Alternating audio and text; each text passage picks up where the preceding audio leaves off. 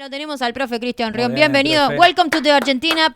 ¿Qué tal? Profe. ¿Cómo les va? No sé cómo se dice profe What en it inglés. is? Teacher. The Profesor. teacher. Where are you from? ¿Y en ucraniano cómo es?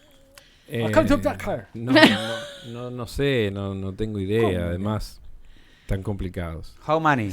Oh, pero tirando cosas en Bien, inglés. ¿no? How are you? Cualquier Well, cosa. your favorite color. What's your favorite color? my My name- favorite color is red. My Vamos a name- hablar todo en inglés porque como es el segmento internacional, My Bueno. todas las veces en un idioma diferente. my Claro, name is está bien Santa porque Fe. no sea monopólico de inglés, claro. digamos. Claro. Que se puede hablar en Claro. francés, Sí, en ruso, pasiva. en chino, qué sé Claro. yo no sé. Arigato. En guaraní también, Bien, por ahí supuesto, ¿no? Bueno, profe, Vada empezamos maca a... la canaja fidi la pine terneja. Eso es Pongámosle, jeringoso. No, vada ¿No? maca la canaja fidi la pene terneja piporé, la yerba del pueblo guaraní. ¿No se acuerdan de la publicidad? No. No. Bueno, listo. Bueno, listo. Profe, vamos a Y empezar ahora a viajar por el vamos a mundo por donde empezar usted a quiera, viajar. vamos. Nos lleva. Bueno, vamos. Nos lleva en la profeneta. Sí, en la profeneta vamos a hacer una escala en Ucrania donde Vamos, hubo Ucrania, noticias. que está tranqui. Sí, está tranqui, justamente. Bueno, las cuestiones se fueron poniendo peor, digamos, porque Crimea, la península de Crimea, otrora posesión de Ucrania, hoy en manos de Rusia a través de un referéndum en el 2014, no tenía conexión por tierra con Rusia, entonces el gobierno de Rusia hizo un puente, ¿no? Un puente maravilloso, grande, bueno, una cosa que le hicieron en poco tiempo. Y hace pocos días fue atacado por un camión bomba, digamos, porque no es un coche bomba, sino es un camión lleno, cargado de explosivos que explotó y mató a varias personas. Fue un atentado suicida, digamos, también porque Claro. el conductor del camión, obviamente, que voló y sufrió graves daños. Entonces, la decisión del gobierno de Rusia fue demostrar que este tipo de actos sobre lo que consideran su territorio no podían ser tolerados y realizaron un ataque. Estamos viendo un video, el que tiene posibilidad de verlo. Canal 21 en Cable y Diario, chicos. Hicieron un ataque masivo, digamos, con... algunos hablan de 83 misiles, otros hablan entre 100 y 200 misiles. Atacaron la infraestructura energética fundamentalmente de Ucrania, pero también el transporte, el ferrocarril, etcétera, parte de la infraestructura. Y bueno, Vladimir Putin hizo un discurso pequeño, donde dice que bueno, que si Ucrania decide seguir atacando infraestructura rusa en suelo ruso, según los criterios de Vladimir Putin y su gobierno, la respuesta iba a ser contundente y acorde a lo que había pasado previamente. En tal caso, este ataque al puente de Crimea, bueno, tiene esta contraparte, digamos, que es el ataque de ayer y hoy con misiles sobre la infraestructura eléctrica. También han atacado con drones suicidas, muchos de origen iraní, que hace poco tiempo Rusia le compró a Irán. Son drones que, bueno, son Para una vez. tipo kamikaze, claro. Van y Pero sin gente.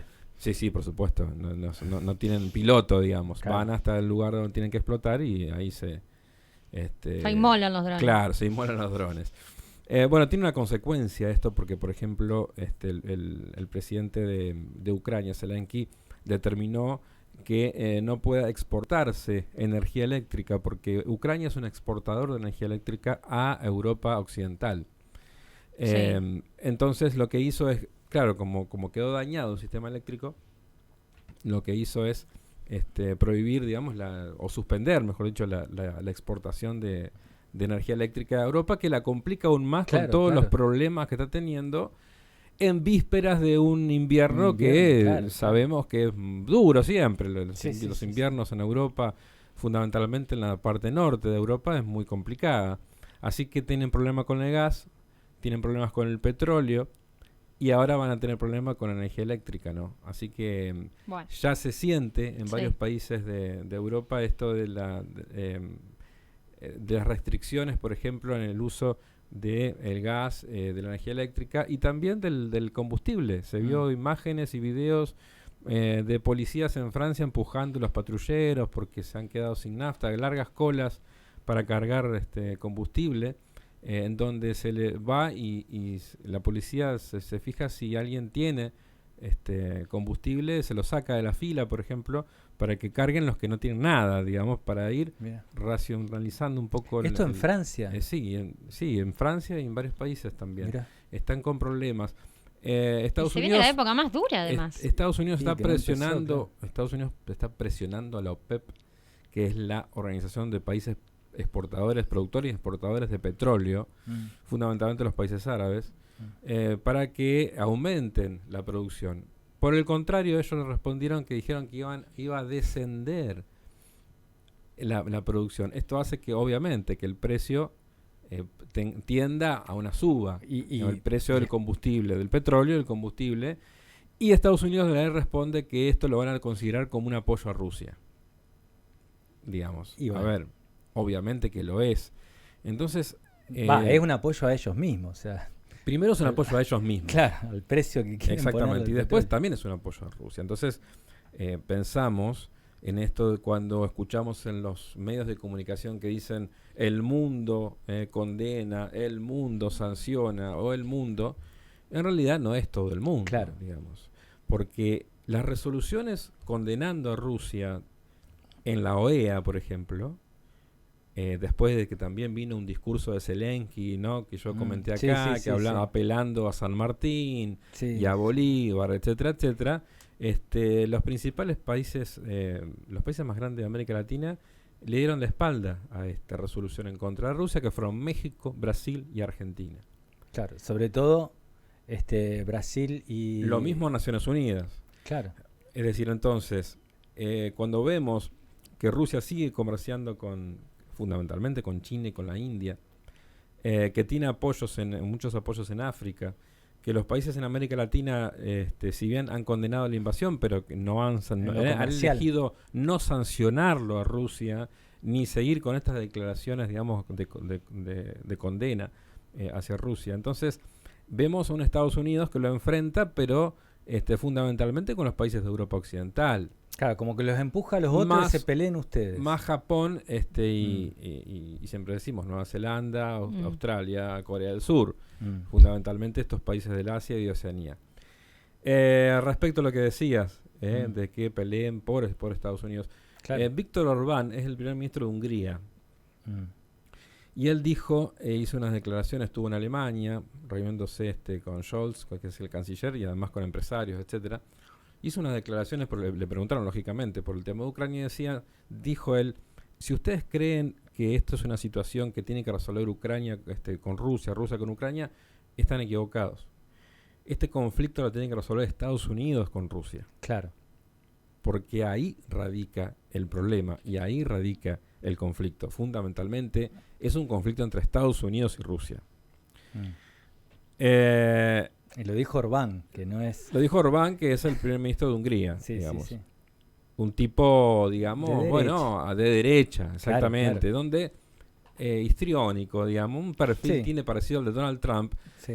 Y se puso a Twitter hace poco y una de los Anda full con el Twitter. Uno de los primeros posteos, tweet de él, pone esa imagen, ese meme o ese videíto, ese gif de Travolta, que parece que está solo, ¿no?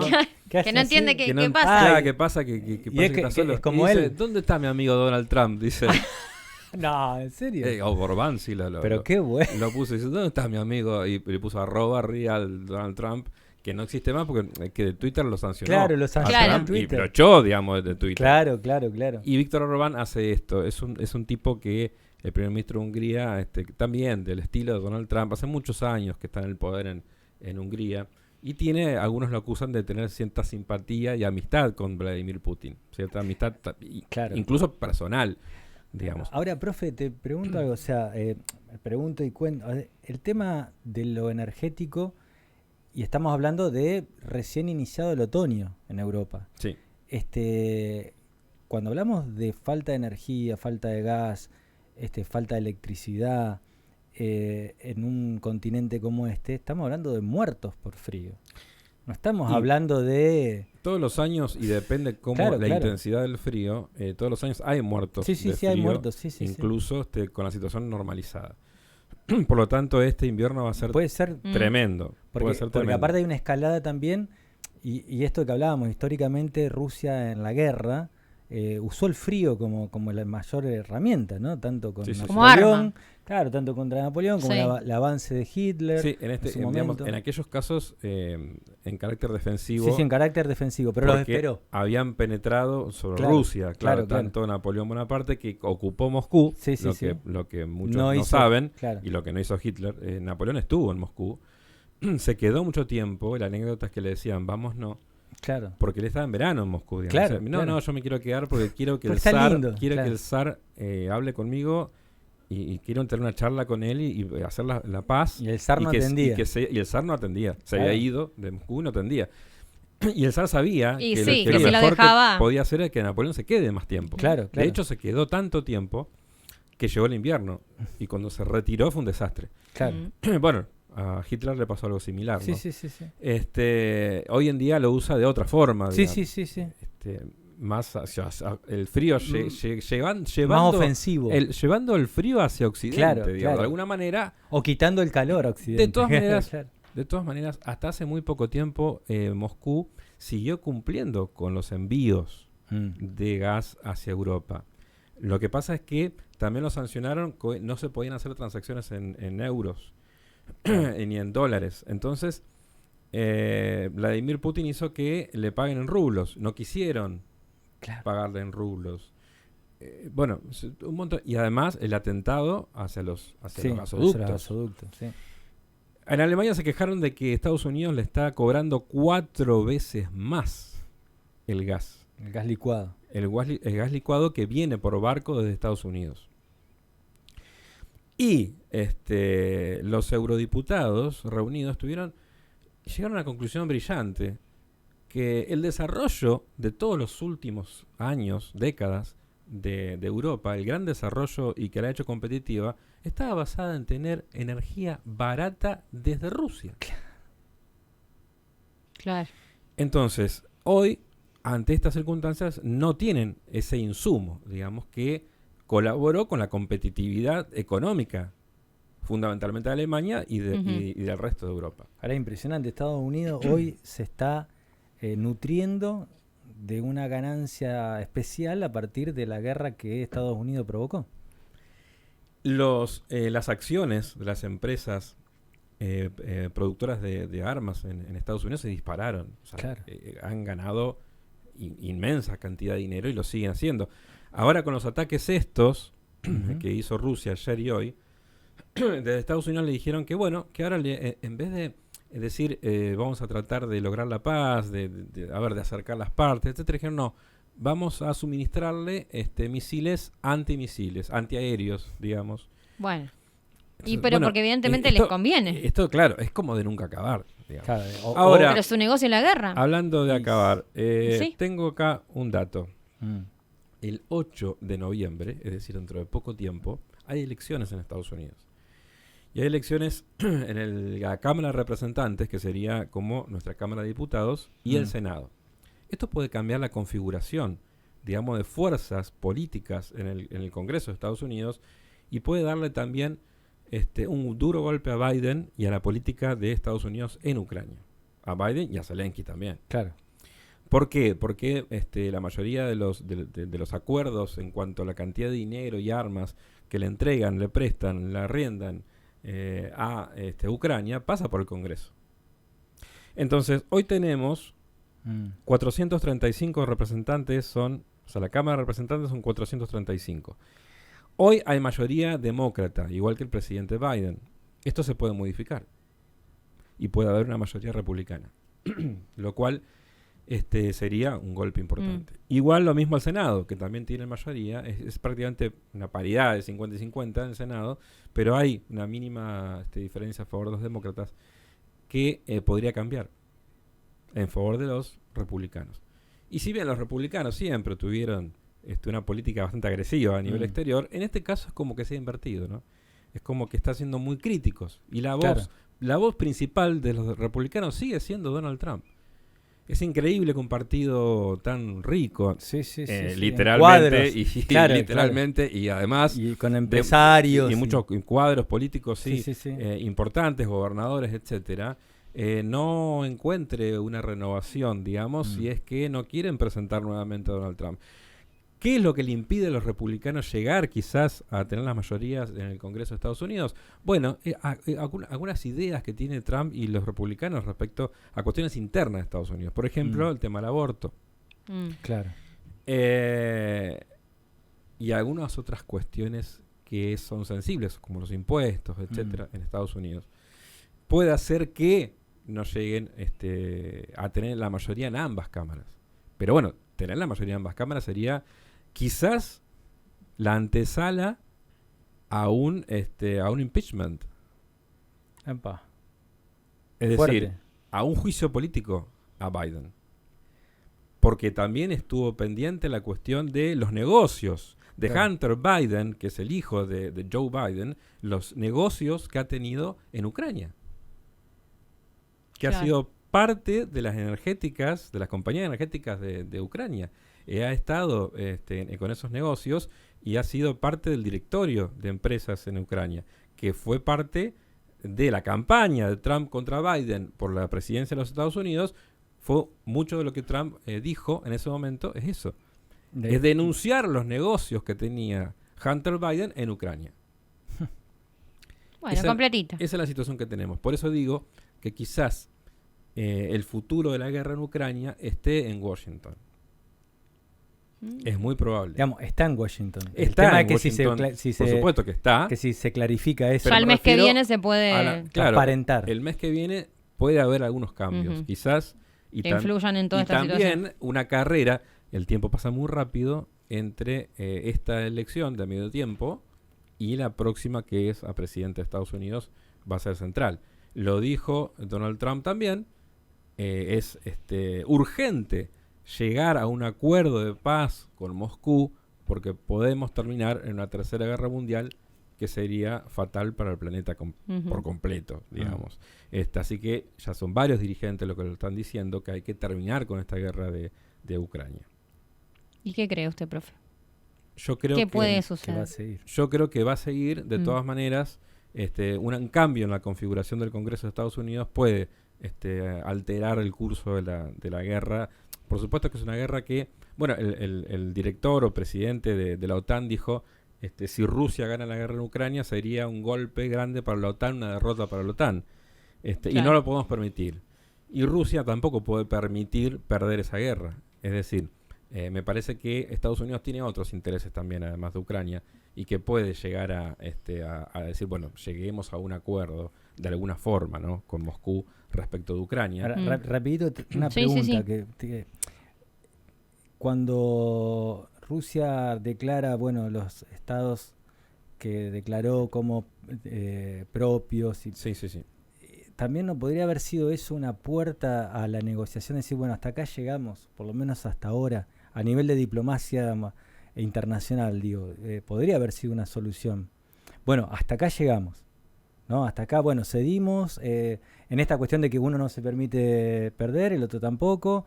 La verdad que podría haber sido una oportunidad, pero evidentemente la guerra está agarpando hoy. Claro, por supuesto. El juego de Estados Unidos es debilitarlo al máximo a Rusia. Y a Europa. Y además a Europa. Claro. Correr a la dirigencia de Alemania si tiene alguna intención de tener buenas relaciones con Rusia. Es decir, y el golpe a Europa occidental incluso, digamos. Sí, es muy grande. Ujú. Digamos, creo que Europa tiene que despertarse de eso y saber que es un actor internacional importante que no puede, digamos, estar alineado automáticamente con lo que dice Washington o con lo que dice parte de Washington, inclusive, digamos. Me parece que es otro el camino. Sí. Y yo creo que también, y lo vengo diciendo, digamos, la clave de Europa es un entendimiento entre Francia y Alemania, Claro. que son los principales países de la Europa occidental. Pero bueno, veremos cómo sigue todo esto. Una situación realmente muy difícil, siempre lo digo, para Ucrania ni hablar, que pone los muertos. Ujú. El primero, digamos, Europa Occidental y el mundo. Pero el frío me parece que va a va a poner ser- los muertos también va a en ser Europa. terrible porque esto va a seguir y los ataques de Rusia al sistema eléctrico Claro. de Ucrania va a continuar, y los problemas se van a hacer cada vez más grandes. No sé hasta cuándo pueden llegar a aguantar, Claro, digamos, soportar esto. a soportar esta situación los ucranianos, ¿no? Es decir, un cambio de gobierno en Ucrania quizás también. ¿Qué puede pasar con los territorios anexionados por Rusia? Es muy difícil que Rusia diga los devuelvo. No. Si vamos a un referéndum, si se arrepintieron, y si se arrepintieron, los devolvemos. O Todo sea, esto para claro, jugar un poco, ¿no? es muy difícil, digamos.